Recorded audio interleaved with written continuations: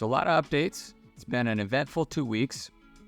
Last Tuesday, I wrecked my Civic. I totaled it on the way home from Mayo. Thankfully, everyone walked away safely.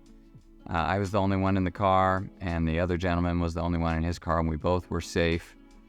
But now we'll need a new car. We're definitely grateful to God that everyone was okay. Cars can be replaced, but it's just another reminder about how fragile life is and the attention that we need to pay, both when we're driving as well as to how we're living.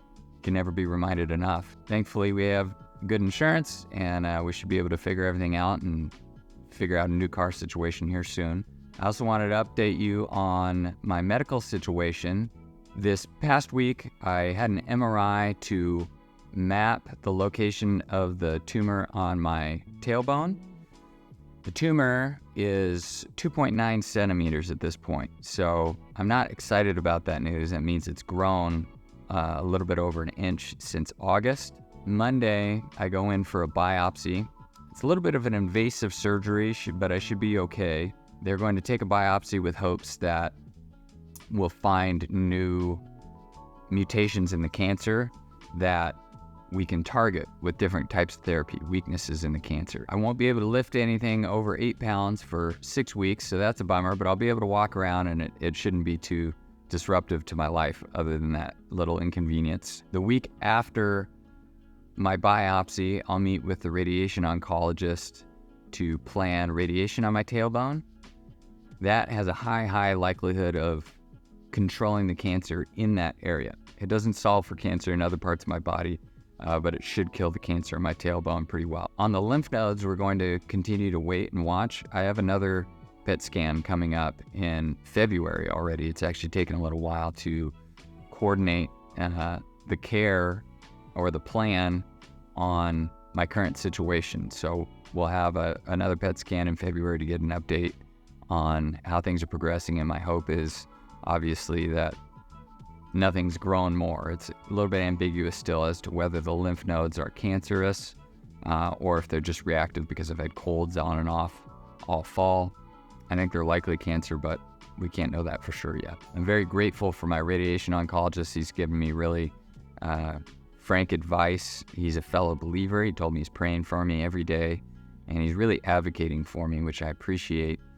We've been a bit frustrated with our ordinary oncologist, partly because the general oncologist is like the quarterback. They're the one that coordinate all our care, and he's been slow to act. I from the beginning haven't been able to connect with him in the way I've connected with some of the other doctors.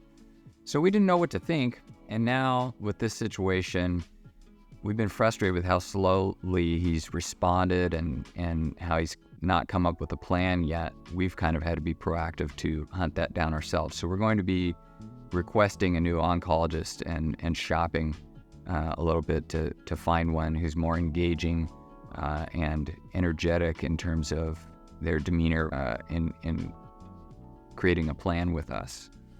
I may also explore more second and third opinions. Last year we went out to MD Anderson in Houston. It's a little bit more straightforward because the first line treatment's kind of agreed upon across the board. But now that we're at the second line, it gets more complicated. My radiation oncologist shared that you're part of the 10 to 15% that has a little bit more of a complex situation. And so it's really important to have a personalized plan and the ability to think outside the box. There's a playbook that oncologists use that gives you decision points for every type of cancer out there. That's good in one sense because best practice sharing is important. It allows people to get the most up-to-date ideas incorporated into their plan regardless of where they are. But the problem is when it's too prescriptive, when your situation doesn't fit with the plan that's been outlined, you need someone who can think outside of that box. I'm hopeful about that. Overall, we're doing well. There are low moments, of course. It can be a little bit depressing. There's a lot going on, a lot coming at us between the accident and the cancer and everything else, and just ordinary life, raising 3 kiddos. But there's a lot of joy as well. Our youngest daughter started walking on Christmas, and she's just cruising around now. And every other week, it seems like the kids just, their vocabularies are expanding. They're reaching new stages of maturity where you almost don't recognize them because they just seem so much older. And it's really a joy to watch. We had some family come into town a couple weeks ago, Rachel's cousin, Evan, and his wife, Janelle, and their kids. We really had an excellent time with them. It was a lot of fun visiting, and hopefully we'll be able to visit them up north someday. So we love you guys. The spring is going to be action-packed. We have a lot coming at us, but a lot to look forward to as well. So we love you all, and we'll keep you posted as things progress.